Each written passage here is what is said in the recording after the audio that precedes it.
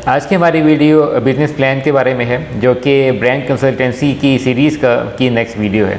इसके अंदर हम डिस्कस करेंगे कि बिज़नेस प्लान बनाने के लिए हमें किन पॉइंट्स को और किन स्टेप्स को फॉलो करने की ज़रूरत है, और दूसरा ये कि बिज़नेस प्लान क्यों ज़रूरी है। बिज़नेस प्लान की इम्पोर्टेंस की दो वजह हैं। फ़र्स्ट कि बिज़नेस प्लान इसलिए ज़रूरी होता है क्योंकि अगर आप कोई भी बड़ा ब्रांड बनाना चाह रहे हैं या उसको आपने फ्यूचर में स्केल अप करना है, तो एक सिस्टमेटिक वे में आपको तमाम उसकी जितने भी रिक्वायरमेंट्स होती हैं उसके अंदर आपका प्लान, आपकी स्ट्रेटजीज़, सब कुछ उसके अंदर मेंशन होती हैं, तो आपको एक स्मूथली आप एक ब्रांड को चला सकते हैं। सेकेंडली, अगर आपने इन्वेस्टर पिच करनी है, अगर आपने सीड फंडिंग करनी है या फ्यूचर में कोई इन्वेस्टमेंट उठानी है किसी इन्वेस्टर से, तो ये पूरा प्लान आपको ज़रूरत पड़ता है इन्वेस्टर के सामने प्रेजेंट करने के लिए। तो अब हम डिस्कस ये करेंगे कि कौन से वो 17 स्टेप्स हैं जो आपको फॉलो करने हैं एक बिज़नेस प्लान बनाने के लिए।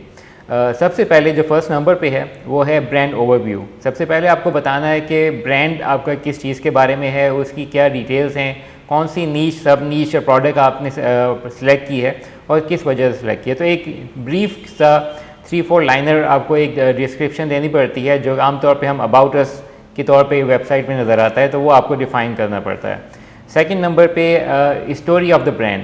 आपको एक स्टोरी डेवलप करनी पड़ती है, एक इमोशनल टच देके कि आपने ये ब्रांड क्यों सेलेक्ट किया और उसकी क्या वजह थी, कि आपने कौन सी ऐसी ज़रूरत महसूस की कि आपने ये ब्रांड आपने लॉन्च किया और कौन से प्रॉब्लम्स को आपने उसका सलूशन आप इसके अंदर लेके आए। नेक्स्ट आपको देना पड़ता है थर्ड नंबर पे फाउंडर्स की इंफॉर्मेशन, कि इस ब्रांड के कौन कौन फाउंडर्स हैं, एक या एक से ज़्यादा जितने भी हैं, उनकी क्या एक्सपर्टीज़ हैं और उनका क्या रोल है कंपनी के अंदर। उसके बाद फोर्थ नंबर पे इंडस्ट्री रिव्यू विद स्टैट्स। आपको ये बताना पड़ता है कि जो भी आपने नीश या प्रोडक्ट सेलेक्ट किया है उसकी इंडस्ट्री में उसके क्या रिव्यूज़ हैं, उसकी क्या पोटेंशियल है मार्केट में, उसकी क्या ऑडियंस है, उसकी रीच कितनी है। तो ये सारी चीज़ें आपको, जो भी हमने एक स्टेट्स डिफ़ाइन किया था कि पाकिस्तान में कौन कौन सी नीचेज़ हैं और किसकी क्या स्टेट्स हैं, तो वो सारी चीज़ें आपको यहाँ पे उस स्पेसिफिक नीच के बारे में आपको डिटेल से बतानी पड़ती हैं कि इसके स्टेटिस्टिक्स क्या हैं पाकिस्तान के अंदर, अगर आप पाकिस्तान में लॉन्च करना चाह रहे हैं। अगर आप किसी और कंट्री में लॉन्च करना चाह रहे हैं तो वहाँ के स्टेट्स भी आपको देखने पड़ते हैं। पाँचवें नंबर पर है प्रॉब्लम एंड मार्केट गैप। इसमें आपको ये डिफ़ाइन करना होता है कि आपने उस प्रोडक्ट जो भी आपने सेलेक्ट किया है उस क्या प्रॉब्लम आपने मार्केट में देखा और उसको सॉल्व करने के लिए आप कौन कौन से सलूशन लेके आ रहे हैं। तो फर्स्ट आपने प्रॉब्लम या मार्केट गैप को डिफ़ाइन करना है इस स्टेटमेंट में, और 6 नंबर पे सलूशन उसका डिफ़ाइन करना है कि आपने जो भी ये प्रॉब्लम डिफ़ाइन किया है उसको सॉल्व करने के लिए आप क्या सलूशन लेके आ रहे हैं इस ब्रांड के थ्रू। उसके बाद नेक्स्ट नंबर पर है टारगेट मार्केट। टारगेट मार्केट में आपने ये डिफ़ाइन करना है कि आपका जो भी प्रोडक्ट है उसके लिए कौन कौन सी अवेलेबल मार्केट्स हैं। फॉर एग्जांपल, अगर आप टॉयज़ की बात करते हैं तो उसकी ऑडियंस आपकी क्या होगी, उसकी मार्केट आपके B2B क्या होगा, B2C क्या होगा, यानी बिज़नेस टू बिज़नेस आपकी कौन सी मार्केट होगी उसके लिए, और बिज़नेस टू कस्टमर आपकी कौन सी मार्केट होगी। तो वो आपको डिफ़ाइन करना होगा टारगेट मार्केट में।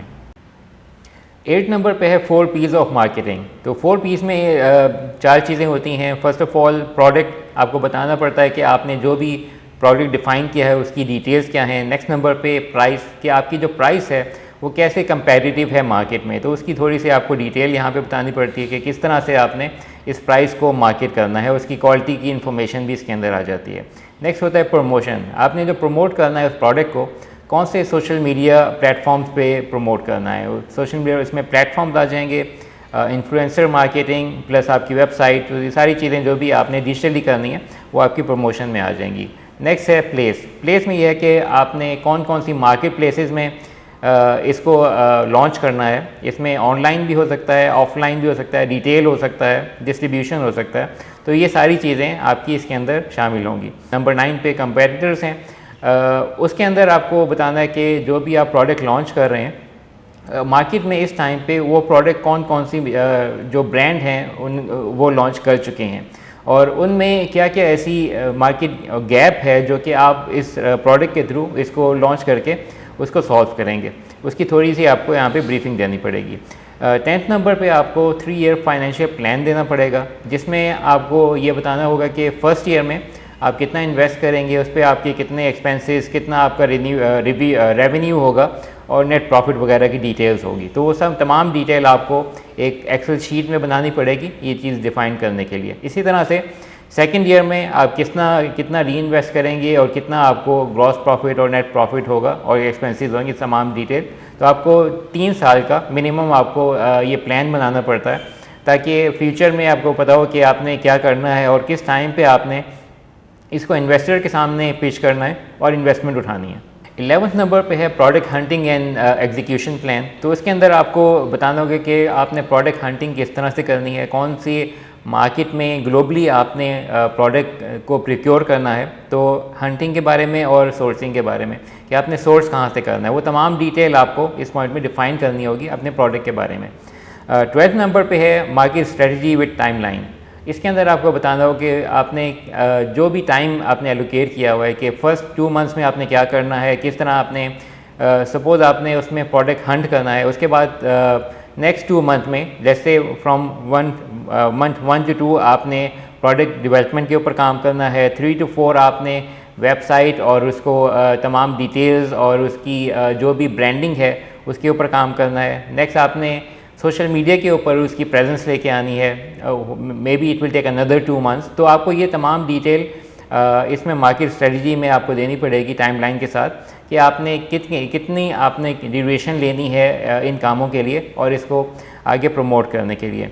उसके बाद 13 नंबर पे डिजिटल मार्केटिंग प्लान आ जाएगा, जिसमें आपने तमाम अपने सोशल मीडिया प्लेटफॉर्म्स, आपने जो भी एड्स लगाने हैं गूगल्स के, प्लस आपने इन्फ्लुएंसर मार्केटिंग और वेबसाइट, ये तमाम चीज़ें आपको यहाँ पे डिफ़ाइन करनी पड़ेंगी कि आपने इसको किस तरह से प्लान करना है और किस तरह से इन प्लेटफॉर्म के ऊपर अपने प्रोडक्ट को लॉन्च करना है। 14 नंबर पे है मार्केट प्लेस प्लान। इसके अंदर आपको बताना होगा कि आपने जितने भी अवेलेबल मार्केट प्लेसेस हैं, फॉर एग्जांपल जैसे दराज है, अमेज़ॉन है और जो आपके लोकल ऐसे मार्केट प्लेसेस हैं, वहाँ पे अपने प्रोडक्ट को किस तरह से और कब लॉन्च करना है और उसका आपका क्या प्लान है, तो आपको इस पॉइंट में आपको ये बताना पड़ेगा। 15 नंबर पे है रिटेल प्लान। इसमें आप ये बताएंगे कि आपने लॉन्च करने के कितने अरसे बाद, फॉर एग्जांपल आपने फर्स्ट ईयर आपने लॉन्च किया तो आपने एज ए ई-कॉमर्स उसको लॉन्च किया, उसके बाद आपको ये भी कि आपने किसी स्टेज पे जाके इसको रिटेल के ऊपर, आपने शॉप्स के ऊपर या डिस्ट्रीब्यूशन के ऊपर लेके आना है, तो वो प्लान आपको इसके अंदर आपको बताना पड़ेगा जो कि रिटेल प्लान है।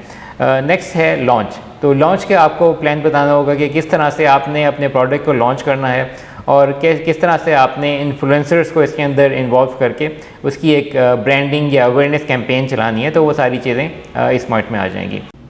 जब आपका बिज़नेस प्लान रेडी हो जाता है तो आपको इसके अंदर इंफॉर्मेशन स्केल अप की भी होती है, तो इसमें आपको ये पता होता है कि कौन सी स्टेज पे जाके आपने अपने बिज़नेस को, अपने ब्रांड को स्केल अप करना है और आपने इन्वेस्टर को पिच करना है मज़ीद इन्वेस्टमेंट के लिए। तो ये तमाम डिटेल्स आपकी जो कि 17 पॉइंट्स हमने डिफ़ाइन किए हैं, इनको मिला के आपका बिज़नेस प्लान तैयार होता है और आपको बिज़नेस को चलाने के लिए भी काम आता है और फ्यूचर में आपको सीड फंडिंग या इन्वेस्टर को पिच करने के लिए भी काम आता है। Thank you.